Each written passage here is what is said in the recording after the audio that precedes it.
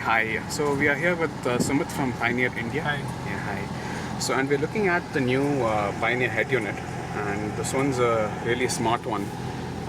It definitely looks much smarter than the Pioneer I have on my car. So could you explain? Yeah, of course. So this is the product hardware. This is our head unit. The model name SPHC19BT, and it has got a smartphone holder over here. So this folds in and comes out whenever the user requires. You just have to detach the front panel, and then you can use this smartphone holder.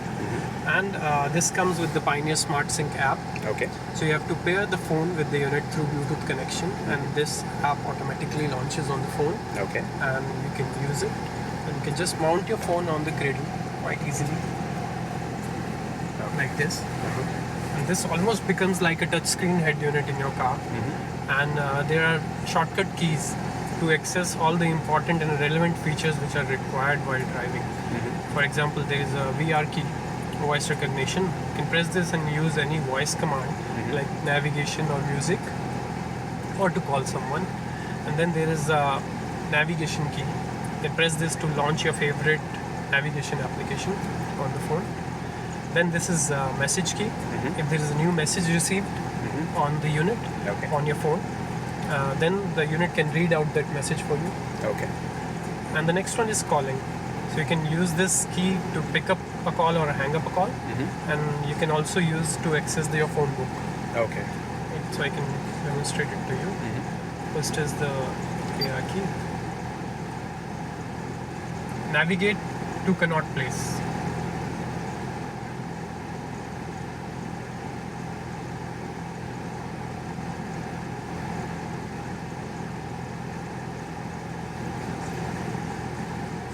So this opens the navigation. In case it doesn't get my accent right, so it will at least open the navigation for me, and also start the voice directions. And also show the live traffic and everything. Those are the features of Google Maps. Right. And this is the menu key or app launch key. You can press this to come back to the home screen of the app anytime I want. This is an incoming call. I get this kind of illumination effects. And there is the music key. I can press this to change any source. For example, if I want to play BT radio, BT audio or radio, so this can launch radio on my phone. Next is application which I am playing. If there is a USB inserted here, so I can put a USB here and listen to USB music also. And because there is no big screen within the hardware itself, so I can do the music browsing off my USB in this display.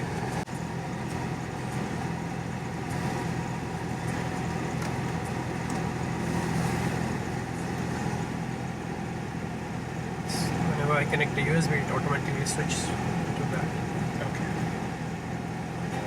So now it's playing the USB music which is stored on my pen drive, and this is all the list of the songs that I have in my USB. I can access those songs on the head unit, on the display of my smartphone itself.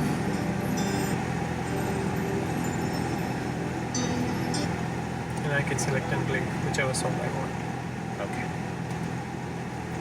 And with the music source, I can also access other music applications.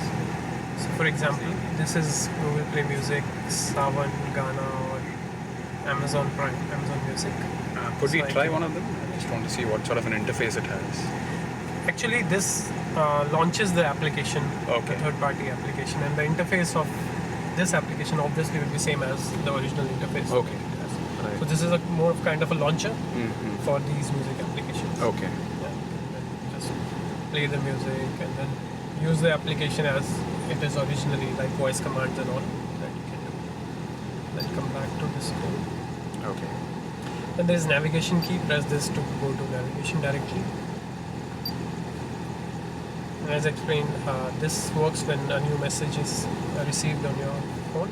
And then is the phone book access. So I can just check all the contacts in my list.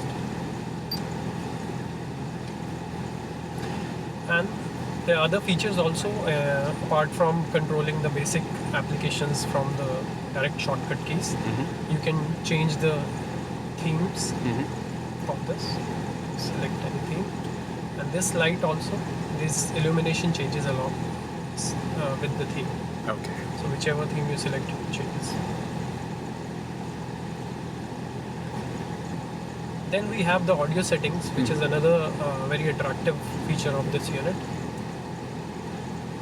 All the audio tuning features which are actually of the head unit, but you can access this from the smartphone screen only.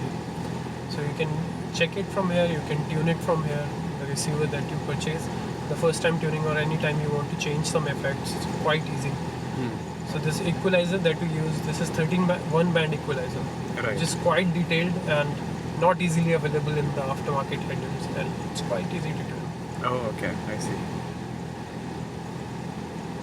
It's the kind of tuning you can do very easily. Okay. There is a simple mode to it also, in which you have only bass, mid and treble, which is easily understandable by most of the consumers. Right. So you can do it like this also. Yeah. And there is an accelerometer here also.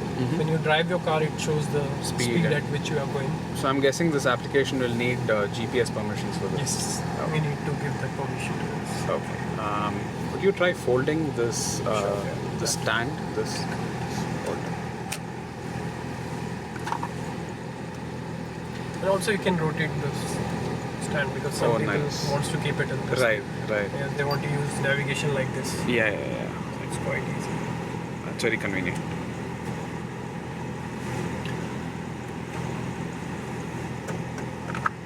Then you have to detach the face panel.